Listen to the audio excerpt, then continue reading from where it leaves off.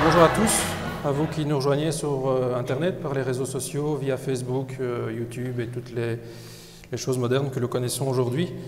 Vous êtes peut-être chez vous, à la maison, peut-être au boulot, peut-être à l'hôpital, dans un home. Peu importe là où vous soyez, vous êtes les bienvenus, vous êtes accueillis au nom du Seigneur Jésus. Et puis bienvenue à chacun aussi qui nous rejoignait dans cette salle de culte, en présentiel. Que vous sentiez aussi accueillis chacun les uns les autres pour partager le culte ce dimanche matin. Alors peut-être ce matin il y aura quelques personnes en retard parce que nous avons changé les heures. Donc voilà, ils seront bien sûr accueillis quand ils arriveront. Alors je vous invite à commencer notre culte par chanter. Nous allons chanter un chant, « Les cieux proclament la gloire du ressuscité ». Je vous propose que nous nous mettions debout aussi pour chanter ce chant.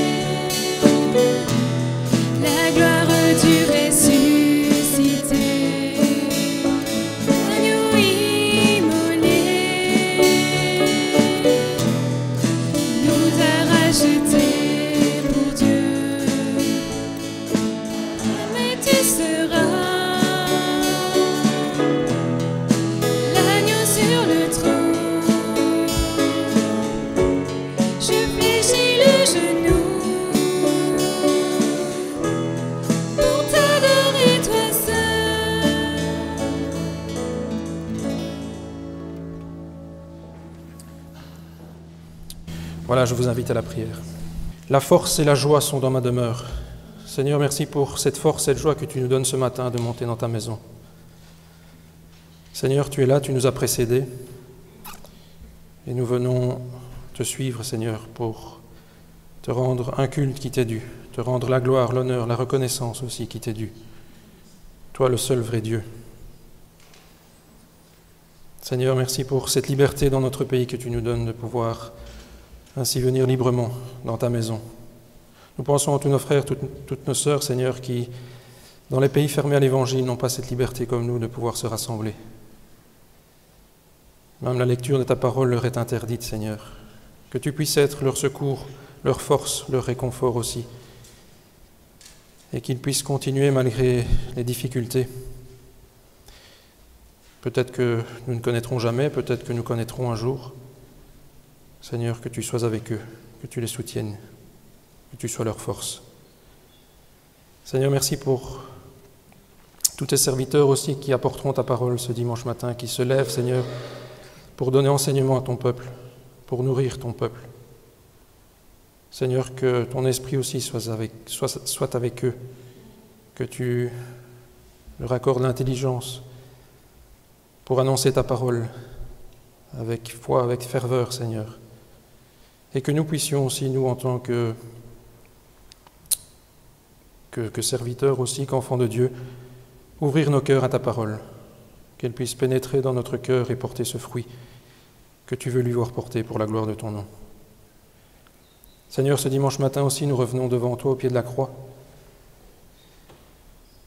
pour t'apporter, Seigneur, tout ce qui n'est pas à ta gloire dans notre vie, pour te demander pardon. Pardon pour nos fautes, pour nos péchés, pour nos manquements. Seigneur, c'est par ton sang, et uniquement par ton sang, que nous sommes lavés, purifiés de nos péchés. Seigneur, tu as donné ta vie pour nous. Tu es mort à la croix. Tu es ressuscité aussi 3 jours après. Tu es remonté au ciel et un jour tu reviendras nous prendre avec toi pour l'éternité. Seigneur, merci pour toutes les personnes, Seigneur, rassemblées ce matin, toutes les personnes qui nous écoutent au travers des enregistrements qui sont faits. Seigneur, que tu sois avec chacun de nous, avec chaque famille représentée, chaque personne, chaque ado, chaque enfant. Seigneur, pour les personnes qui sont seules, pour les personnes qui sont malades, retenues à la maison pour des raisons de santé. Comme je le disais, pour les enfants, pour les ados, pour les jeunes, pour les futures mamans, pour chaque personne, Seigneur, tu as ta part de bénédiction.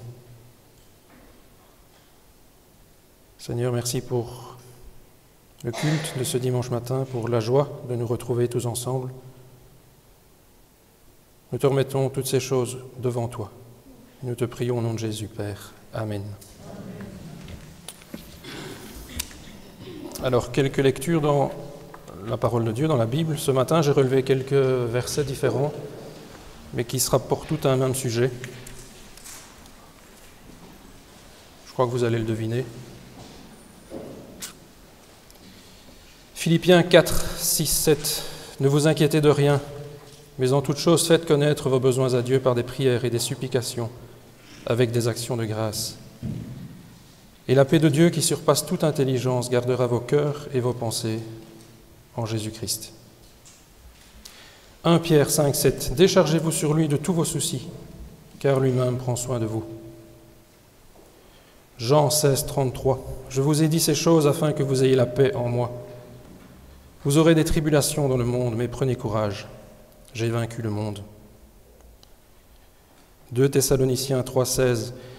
Que le Seigneur de la paix vous donne lui-même la paix en tout temps, de toute manière. Ésaïe 26, 3. À celui qui est ferme dans ses sentiments, tu assures la paix parce qu'il se confie en toi. Jean 14, 26. Mais le Consolateur, l'Esprit Saint, que le Père enverra en mon nom, vous enseignera toutes choses et vous rappellera tout ce que je vous ai dit. Jean 14, 27. Je vous laisse la paix, je vous donne ma paix. Je ne vous donne pas comme le monde la donne. Que votre cœur ne se trouble point et ne s'alarme point. Matthieu 5, 9. Heureux ceux qui procurent la paix, car ils sont appelés fils de Dieu. Colossiens 3, 15. Que la paix de Christ à laquelle vous avez été appelés pour former un seul corps règne dans vos cœurs. Soyez reconnaissants.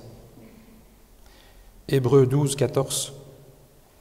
Recherchez la paix avec tous et la sanctification, sans laquelle personne ne verra le Seigneur. Nombre 6, 26. Que l'Éternel tourne sa face vers toi et qu'il te donne sa paix. Psaume 119, 165.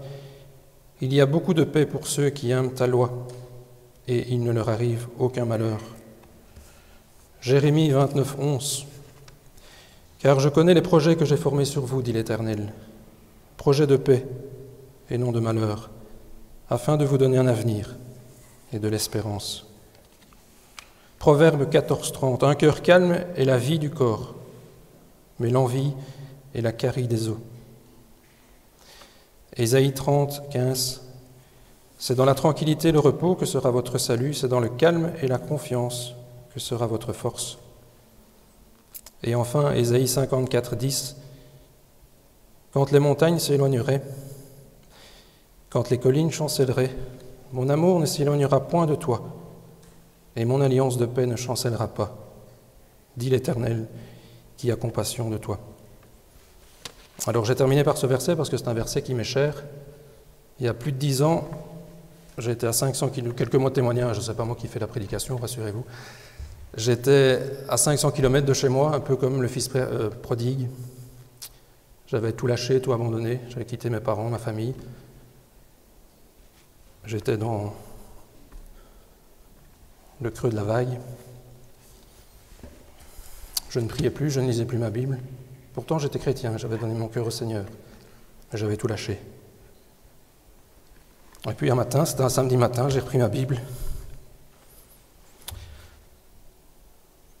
Je l'ai ouvert et je suis tombé sur ce passage.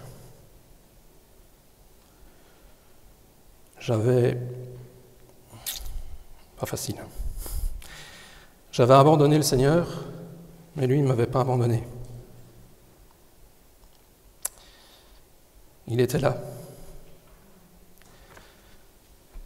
Il m'a permis de remonter, de rebondir. Et si je suis là aujourd'hui, c'est grâce à lui. Et uniquement grâce à lui. Voilà. C'est pour ça que je vais terminer par ce verset-là, parce que il me suivra toute ma vie, je pense. Et si je peux vous laisser des versets, voilà, c'est pour chacun de nous, ce matin. Et vous aurez compris qu'on avait parlé de la paix, je pense. Tous les versets parlent un petit peu de la paix. Donc voilà, avant de laisser la place à notre prédicateur de ce jour, Ruben Wautier, il vient de l'église de Carnières. Je laisserai le soin de se présenter plus complètement à l'Assemblée. On va continuer par un chant. Seigneur, par la clarté de ton amour. Après, je laisserai la place à Ruben.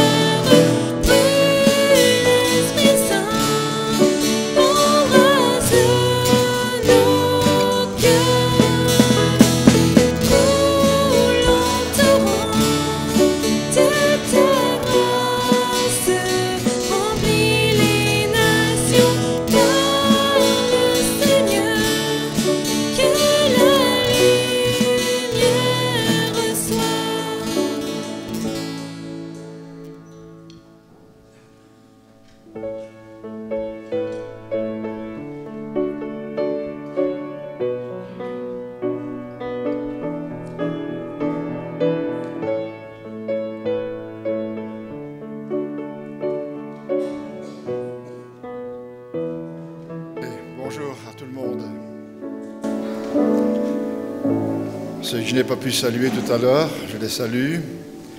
Les gens qui nous regardent sur leur écran également. On m'a demandé de me présenter. J'exerce un ministère d'ancien à Carnières, qui est une église des APEB, APEB, Assemblée de Frères. Et dans ce ministère, j'exerce un ministère de pasteur. Plusieurs me connaissent également comme étant celui qui a enregistré des CD. J'avais un studio d'enregistrement pendant 30 ans. Et on a arrêté, mon épouse et moi, on a arrêté il y a 2 ans, juste avant le Covid. Voilà. Et peut-être, si on retourne encore plus en arrière, peut-être pour les personnes plus âgées, peut-être que le groupe Joie en Jésus, ça vous dit quelque chose. Voilà, j'étais le pianiste du groupe Joie en Jésus. Nous sommes venus chanter plusieurs fois lors des campagnes de Philippe Hubinon à la maison communale, je crois, à l'hôtel de ville, hein, si vous vous rappelez. Que le Seigneur bénisse sa parole. Je ne sais pas si vous aimez souligner des passages dans votre Bible, avec plusieurs couleurs peut-être. Moi, j'ai rencontré un pasteur à l'âge de 20 ans qui m'a initié et qui m'a dit « Tu devrais utiliser un code couleur ». Et il m'a donné un code couleur pour différents sujets. Et c'est vrai que après des années, ça m'aide beaucoup à me retrouver dans ma Bible. Mais quelque part, le danger de souligner, d'annoter, de colorier peut-être, c'est que vous avez entre ces versets soulignés des versets non soulignés. Et le danger, c'est qu'ils prennent moins d'importance que ceux que vous avez soulignés. Et j'aimerais vous parler ce matin d'un de ces versets que je n'aurais pas souligné, parce que je trouvais qu'il n'était pas vraiment important. On va le lire, c'est dans l'évangile de Matthieu, au chapitre 26, et il n'est pas souligné parce qu'il est entouré de versets tellement importants, puisque 2 ou 3 versets avant, on parle de Jésus institue la Sainte Seine. Ce sont des versets qu'on connaît parce qu'on les lit souvent avant la Sainte Seine, mais juste après la Sainte Seine, au verset 30, Matthieu 26, 30, il nous est dit qu'après avoir chanté des cantiques, ils se rendirent à la montagne des Oliviers, c'est-à-dire le Seigneur avec ses disciples. Verset 31, alors Jésus leur dit, « Je serai pour vous cette nuit une occasion de chute, car il est écrit, je frapperai le berger et les brebis du troupeau seront dispersées. » Et voilà le verset que je voudrais aujourd'hui souligner avec vous. Et ce n'est même pas la première partie qui dit « Mais après que je serai ressuscité, je vous précéderai en Galilée. » Je vous précéderai en Galilée. Il est étonnant que le Seigneur, juste avant de mourir, dise ça à ses disciples et que c'est repris dans la parole de Dieu. Et serait-ce une info importante, ce rendez-vous que le Seigneur donne à ses disciples? En tout cas, voyons un petit peu plus loin. Si vous avez votre Bible ouverte, tournez-la au chapitre 28 et vous allez voir que le Seigneur, après sa résurrection, répète de nouveau ce rendez-vous. Matthieu 28, verset 5. Donc le Seigneur vient de ressusciter, un ange est descendu, et voilà ce que dit l'ange au verset 5. Donc nous sommes dans Matthieu 28, 5. « Mais l'ange prit la parole et dit aux femmes, « Pour vous ne craignez rien, car je sais que vous cherchez Jésus qui a été crucifié. Il n'est point ici, il est ressuscité, comme il l'avait dit.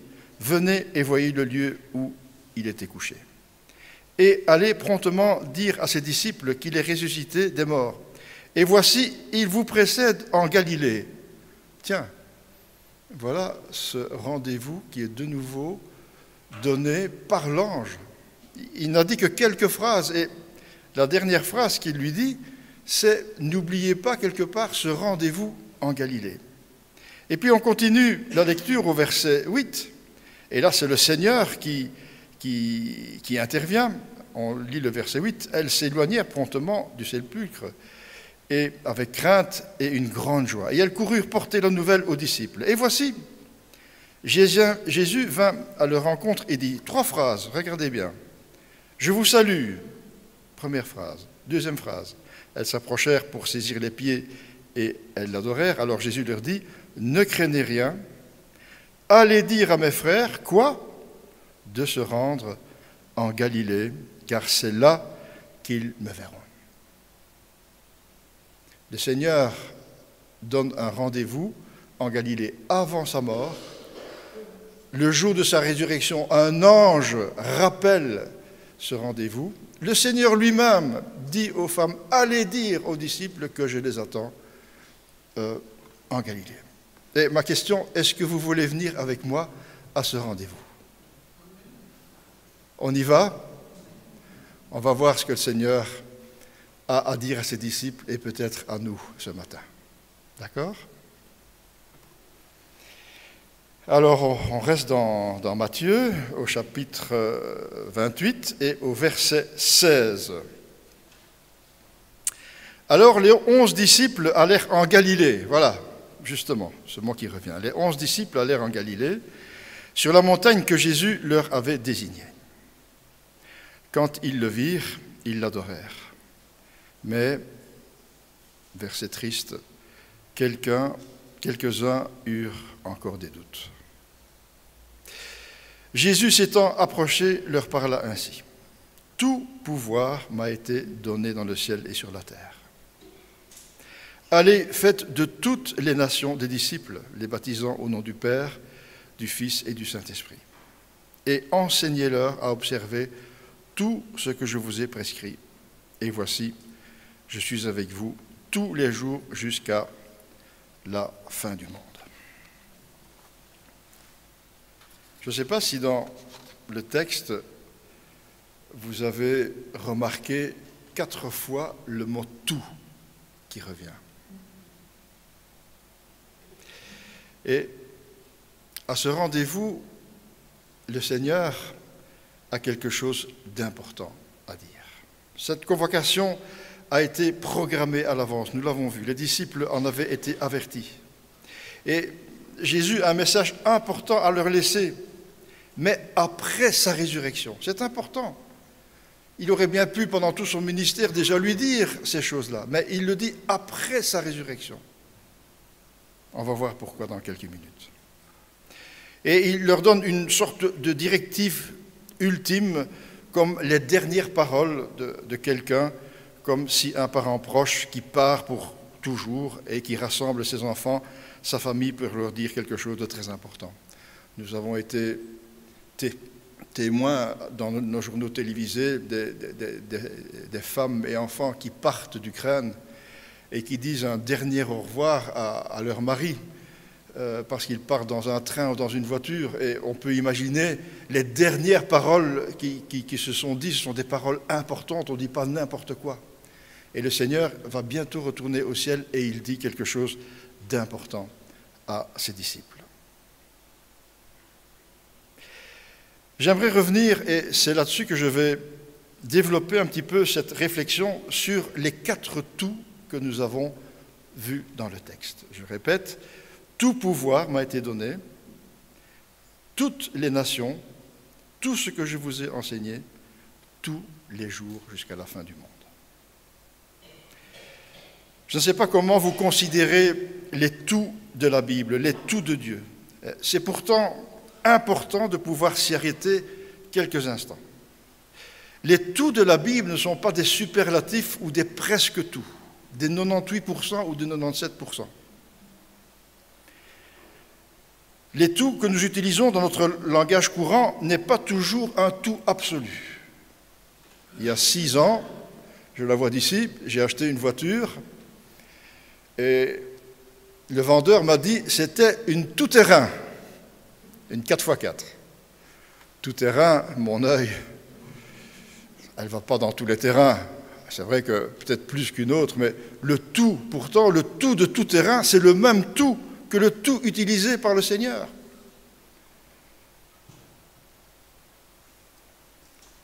Le tout que nous utilisons dans notre langage courant n'est pas un tout absolu. Et dans ce texte, comment comprenons-nous le poids de ces 4 tout. Premièrement, tout pouvoir m'a été donné dans le ciel et sur la terre. C'est une affirmation du Seigneur. C'est la prétention d'une autorité absolue. Le croyons-nous vraiment? Peut-être pourrions-nous dire au ciel, oui, mais sur la terre, point d'interrogation. Les paroles exprimées par Jésus sont des paroles de Dieu, car Jésus est Dieu. Faut-il le rappeler?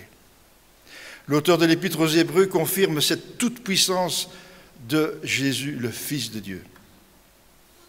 Il dit dans Hébreux 1, après avoir autrefois à de nombreuses reprises et à bien des manières parlé à nos ancêtres par les prophètes, Dieu, dans ces derniers jours, qui sont les derniers, nous a parlé par le Fils. Il l'a établi héritier de toutes choses. Et on va en voir quelques-uns de ces tout. Dieu l'a établi héritier de toutes choses, et c'est par lui qu'il a aussi créé l'univers. Mais bien aimé, le Fils de Dieu existait bien avant la Bible, bien avant la création de l'humanité, bien avant la création de l'univers. Alors, douterions-nous un seul instant de l'affirmation, après sa résurrection, après sa victoire sur la mort, où il dit « Tout pouvoir m'a été donné dans le ciel et sur la terre ». Sommes-nous prêts à admettre contre toute évidence, audible, visible, sensible, qu'il n'y a pas de hasard, pas d'accident de parcours, pas de situation qui échappe au contrôle souverain de notre Seigneur, même si nous ne comprenons pas certaines choses. Que c'est lui qui nous a fait naître, que c'est lui qui nous habille, que c'est lui qui nous maintient en vie, et si chacun de nous est ici ce matin, c'est parce qu'il le veut bien.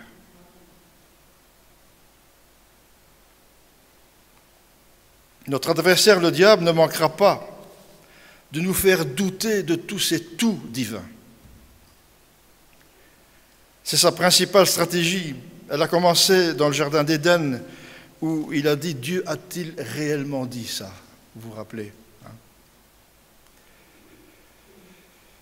Si c'est le cas pour nous, bien-aimés, parce qu'on a lu tout à l'heure que les 11 sont partis au rendez-vous, mais quelques-uns, nous est-il dit, doutèrent encore. Et je dois vous avouer qu'il arrive quelquefois que je doute de cette toute-puissance. Je l'avoue, c'est humain.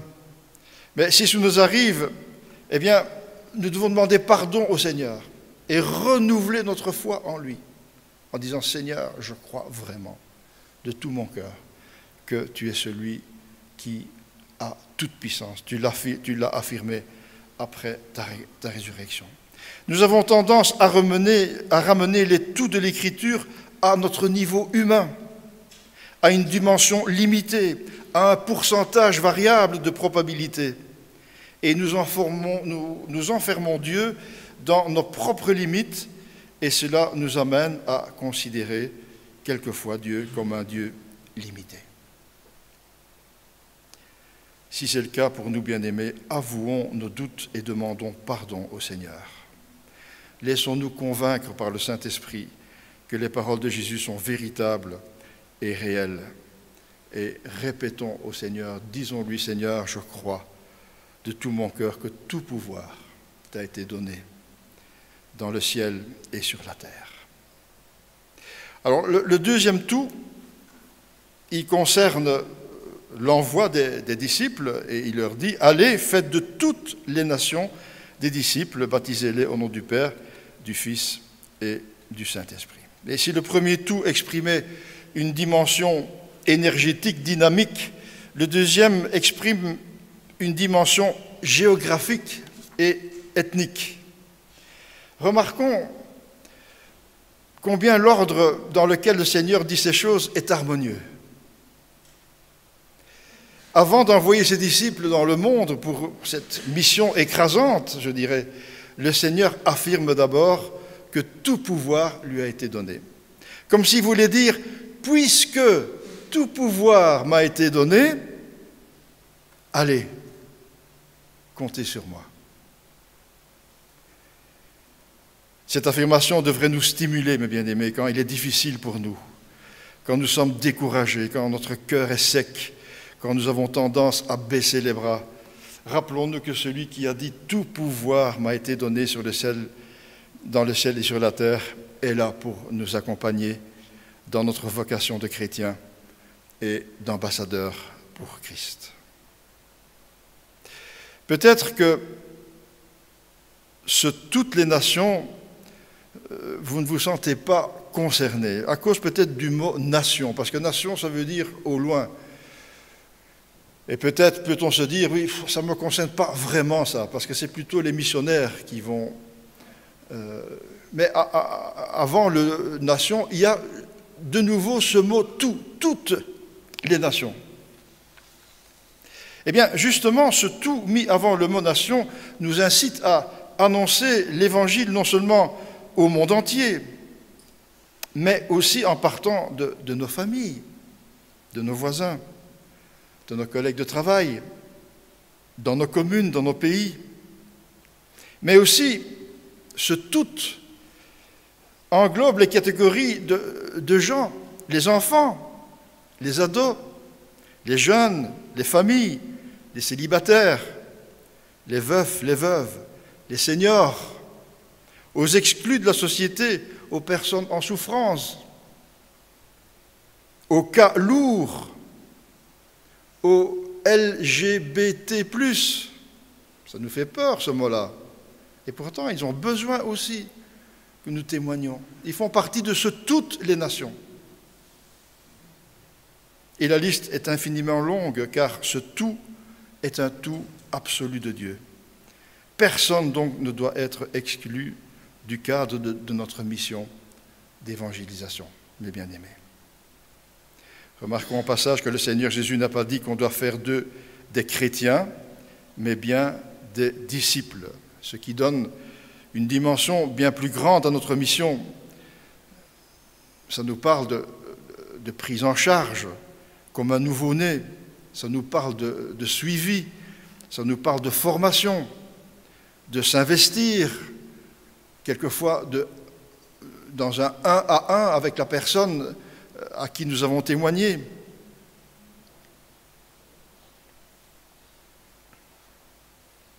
Toutes les nations, personne n'est exclu. Le troisième tout que nous rencontrons,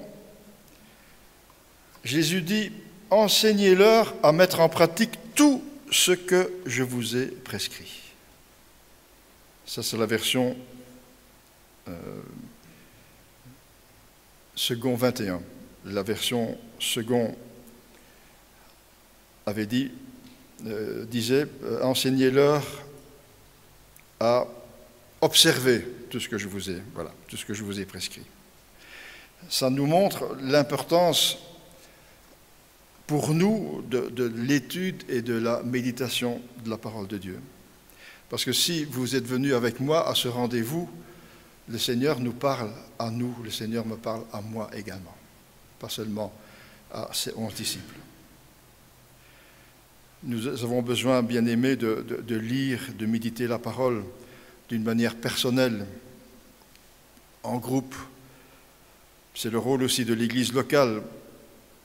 Il y a des formations.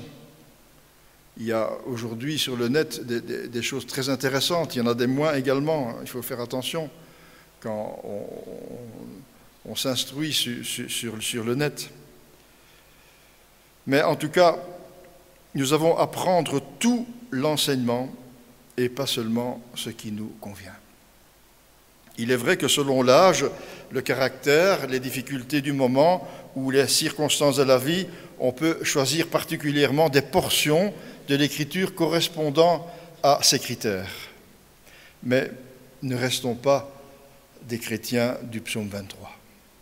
Toute la parole est inspirée, rappellera Paul à Timothée, et utile pour enseigner, utile pour convaincre, utile pour corriger et pour instruire dans la justice.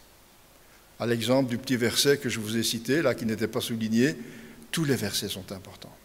Et il faut savoir les interpréter, il faut savoir réfléchir avec l'aide du Saint-Esprit. Qu'est-ce que chaque verset peut nous dire?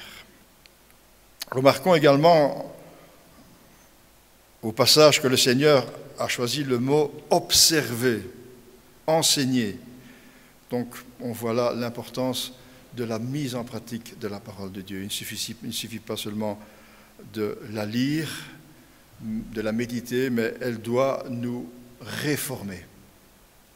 C'est Calvin qui disait « La parole de Dieu n'est point pour nous apprendre à babiller, pour nous rendre éloquents ou subtils, mais pour réformer nos vies. » Le Seigneur veut nous changer et la lecture et la méditation de la parole est importante.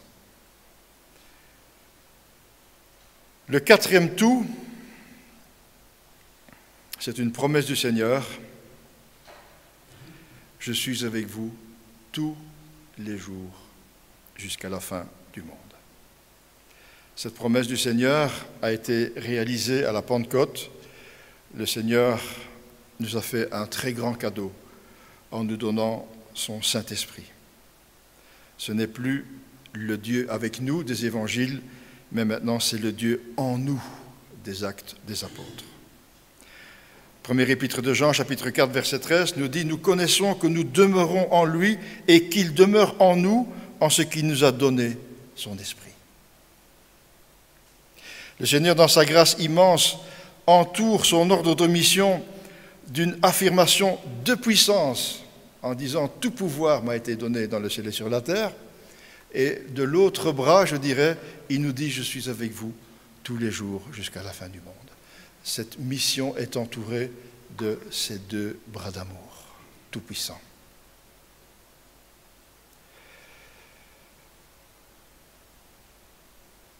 Est-ce que nous allons nous laisser embrasser par le Seigneur et répondre à son appel?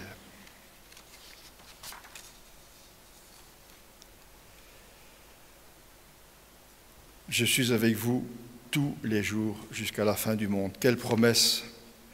Quoi qu'il nous arrive, le Seigneur nous promet d'être avec nous tous les jours, jusqu'à la fin du monde. Et qu'est-ce qui peut nous arriver de pire, bien-aimés? Eh bien, c'est la mort. Et même là, le Seigneur nous accompagne jusque sa demeure éternelle. Je rappelle Jean 14, verset 1, vous les connaissez certainement. Le Seigneur dit que votre cœur ne se trouble point. Croyez en Dieu, croyez en moi. Il y a plusieurs demeures dans la maison du Père, et si cela n'était pas, je vous l'aurais dit, je vais vous préparer une place. Et lorsque je m'en serai allé et que je vous aurai préparé une place, je reviendrai et je vous prendrai avec moi, afin que là où je suis, vous y soyez aussi. Le tous les jours jusqu'à la fin du monde, l'éternité est comprise dedans. En tout cas, si nous appartenons au Seigneur.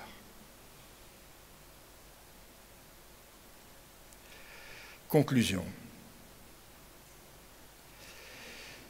Ce Seigneur qui a dit que tout pouvoir lui était donné dans le ciel et sur la terre, c'est aussi celui qui a dit « Je bâtirai mon Église et les portes du séjour des morts ne prévaudront point contre elle. » Je sais que votre assemblée est passée par des moments difficiles ces dernières années. Est-ce que ce Seigneur tout-puissant qui bâtit son Église, peut-il compter sur vous pour la bâtir? L'Épître aux Corinthiens, chapitre 3, verset 9, nous dit « En effet, nous sommes ouvriers avec Dieu, vous êtes le champ de Dieu, la construction de Dieu. » Le Seigneur affirme sa toute-puissance. Il dit qu'il est avec nous jusqu'à la fin du monde. Ça devrait nous encourager, mes bien-aimés, à travailler à la construction ou peut-être à la reconstruction de l'Église. Je vous parle de l'école de l'Église locale, je ne parle pas du bâtiment. Nous sommes les pierres vivantes, nous sommes un édifice spirituel. Le Seigneur nous donne des dons à chacun. Il nous donne déjà ce magnifique don du fruit de l'esprit de Galates 5, 22, l'amour, la joie, la paix, la patience, la bonté, la bienveillance, la foi, la douceur, la maîtrise de soi. Est-ce que vous voyez votre Église? Je ne vous connais pas, donc je me sens libre. Je suis venu déjà vous apporter la parole il y a peut-être 20 ans une fois, je ne sais pas si les plus vieux s'en rappellent. On avait organisé un samedi et on avait réuni notre église de Carnières avec la vôtre, là derrière, pour un barbecue. Et je ne sais pas si certains d'entre vous s'en souviennent. Et ce que je voudrais vous dire, c'est que, est-ce que vous voyez votre église comme un édifice en construction? Sommes-nous, êtes-vous, chacun et chacune, des ouvriers et des ouvrières à cette construction? Éphésiens chapitre 2, verset 21 nous dit « En lui, tout l'édifice, bien coordonné, s'élève pour être un temple saint dans le Seigneur. » Voyez-vous votre assemblée avec vos yeux spirituels comme un bâtiment en construction, un édifice en construction? Et je prends un exemple tiré du livre de Daniel Liberec, qu'il a édité il n'y a pas si longtemps, l'ADN d'une église qui grandit. Et il dit cet exemple que je reprends. Il dit, voyez-vous votre église comme un chantier bouillonnant de vie. Il y a des bacs de mortier frais. Il y a des palettes entamées de blocs de béton. Il y a des grues qui déplacent les matériaux. Il y a des maçons spirituels, des menuisiers spirituels, des électriciens, des plombiers, des plafonneurs. C'est-à-dire, nous tous avec les dons spirituels que le Seigneur nous a accordés. Bien-aimés, c'est ce que je vous accorde, c'est ce que j'espère pour votre Église. C'est que chacun d'entre vous se mette au service du Seigneur pour bâtir. Et cet édifice ne sera terminé que quand nous serons dans l'éternité. Mais voyez votre Église, voyons nos églises comme des édifices à construire. Et demandez au Seigneur, où Seigneur, que suis-je pour toi? Avec quel don m'as-tu donné? Est-ce que vous êtes au courant du don que le Seigneur vous a donné? Je sais que beaucoup de chrétiens ne savent pas quel don ils ont reçu. Demandez-le au Seigneur, demandez-le à vos frères et sœurs, parce que souvent, quelquefois, le don, on ne le voit pas nous-mêmes, mais les frères et sœurs le voient de nous. Et mettons-nous à la construction de l'édifice de l'Église. Voyons cette Église comme un chantier bourdonnant. Peut-être vous direz-vous, je ne me sens pas vraiment concerné. Vous savez, tout le monde doit être concerné. Ce n'est pas que les responsables, ce n'est pas que le pasteur. On est tous concernés par la construction de l'édifice spirituel qu'est l'Église, en tout cas l'Église locale. Je terminerai par dans l'Ancien Testament, quand le Seigneur, l'Éternel, a donné des ordres à Moïse pour construire le tabernacle, le temple, il a donné plein d'instructions. Et entre autres, je lis le verset 32 d'Exode 35, où l'Éternel dit ceci: « L'Éternel a rendu Beth-Saléel capable de faire des inventions, de travailler l'or, l'argent et le bronze, de graver les pierres à enchâsser, de travailler le bois et de réaliser toutes sortes d'œuvres d'art.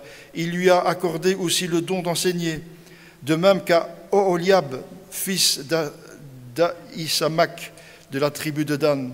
Il les a remplis d'habileté pour réaliser tous les travaux de gravure et d'art, pour broder et tisser des étoffes teintes en bleu, en pourpre, en cramoisi et le fin lin, pour faire toutes sortes de travaux et d'inventions. » Le peuple d'Israël sortait de 400 ans d'esclavage en Égypte. Est-ce que vous croyez qu'ils étaient capables, comme ça, de faire toutes sortes de choses? L'Éternel a envoyé son esprit et a rendu capable plein de frères et de sœurs pour construire le tabernacle, pour toutes les petites choses, pour que ce tabernacle soit beau, soit digne de l'Éternel. Et la même chose pour le temple plus tard. Bien-aimés, nous sommes tous capables de témoigner.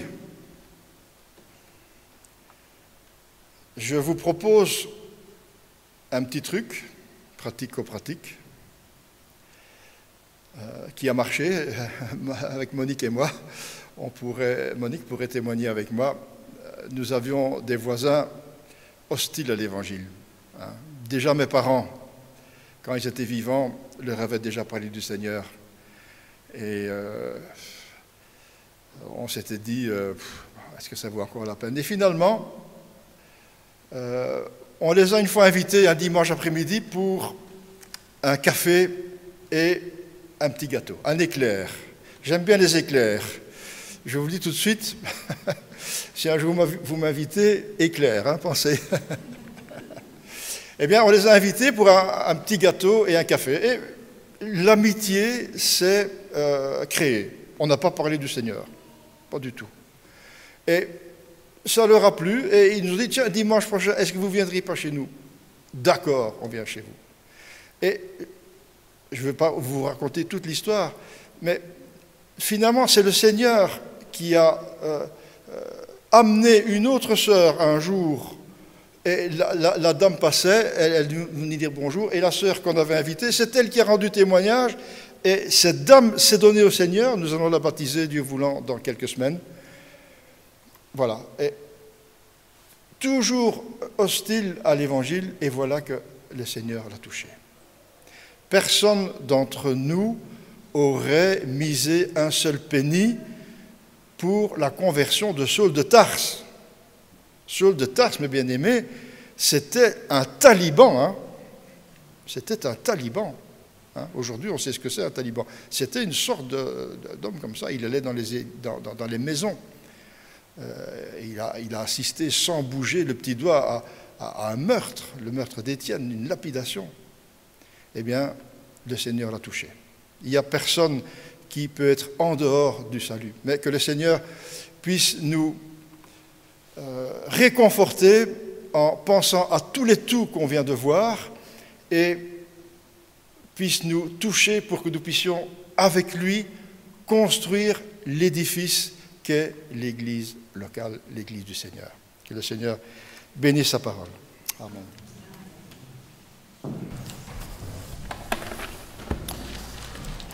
Alors merci à notre frère Ruben pour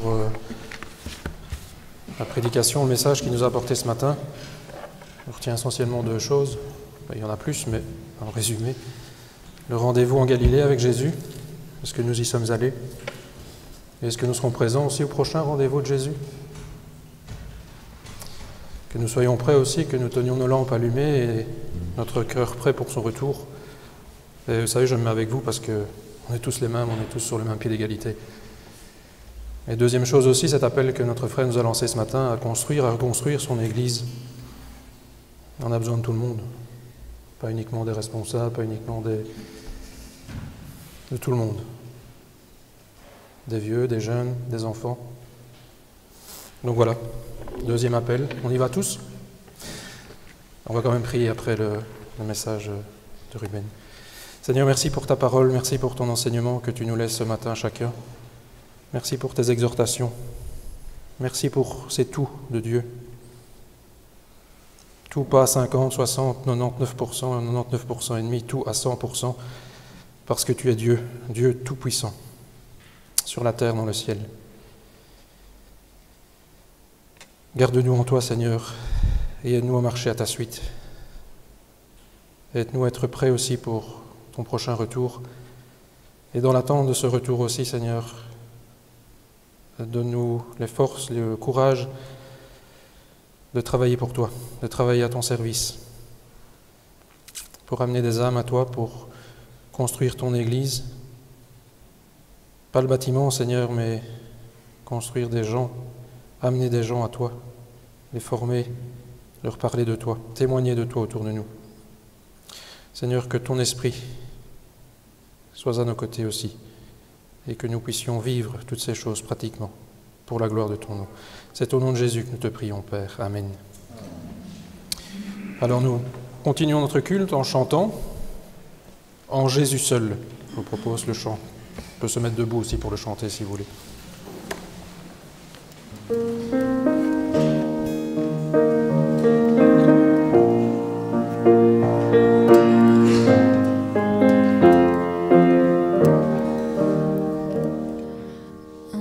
Jésus seul est mon espoir, lui ma lumière, ma force, mon chant, pierre angulaire, solide rempart, même quand l'orage devient violent. Oh quel amour, oh quelle paix.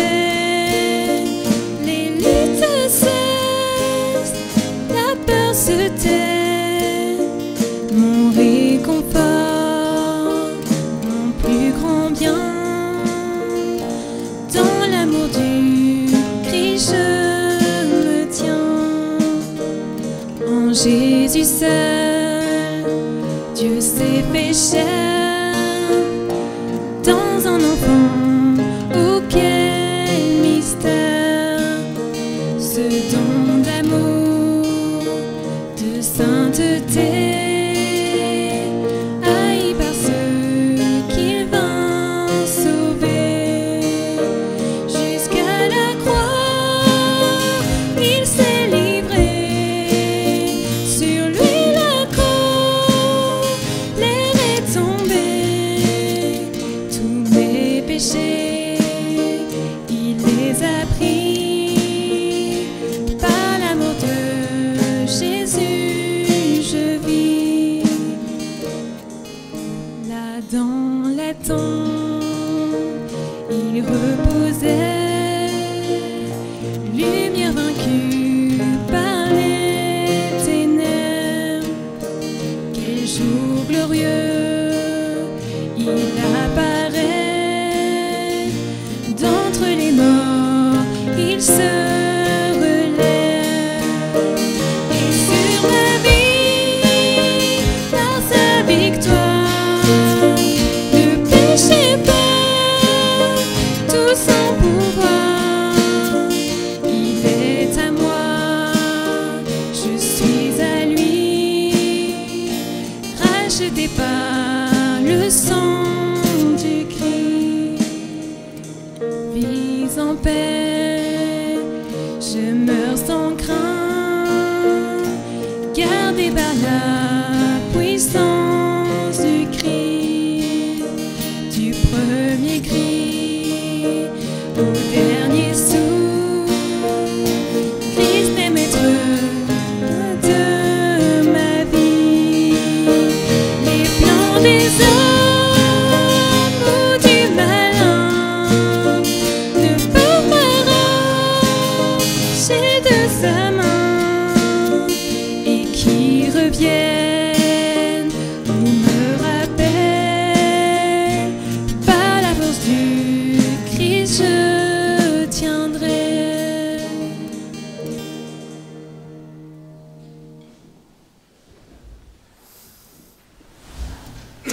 Quelques mots aussi avant de partager la Sainte Seine. Ruben nous parlait des tout de Dieu, et on pourrait peut-être en ajouter un cinquième pour le repas de ce matin. Tout est accompli. Quand Dieu est mort, il n'a pas fait les choses à moitié. Tout est accompli. Tous les péchés sont pardonnés, son sang a coulé, et son corps a été transpercé, meurtri pour nous laver, pour nous purifier. Je vous invite à lire un texte en introduction de la Sainte Seine dans Luc au chapitre 22 et à partir du verset 14.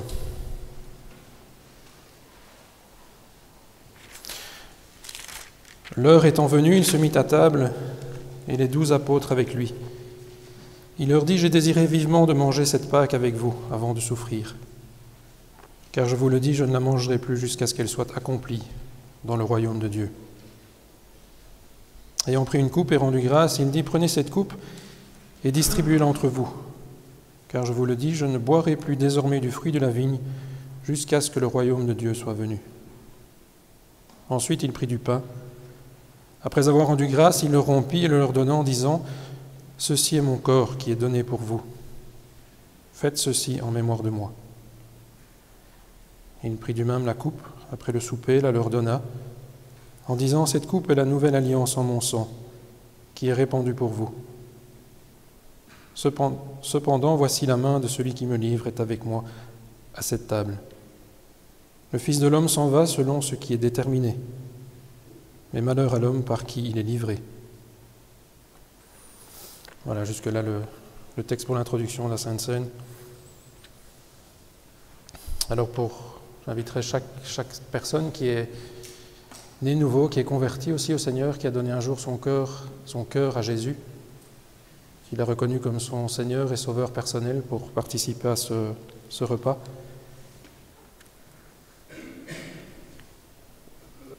Tous aussi qui êtes peut-être pour la première fois parmi nous, qui êtes membre d'une autre assemblée, vous êtes bien sûr invités à partager ce repas. C'est le repas du Seigneur et c'est lui qui invite ses enfants. Si par contre vous êtes pour la première fois parmi nous, que vous n'avez jamais pris ce pain ni ce vin, nous vous demandons peut-être d'en parler aux responsables de l'Église avant. Non pas que nous voulions prendre quelconque autorité sur la vie, mais de mettre au point aussi les choses sur ce repas. Ce n'est pas n'importe quel repas, c'est le repas du Seigneur. Voilà, pour tous ceux qui prennent ce repas, je vous inviterai à vous lever en signe de participation.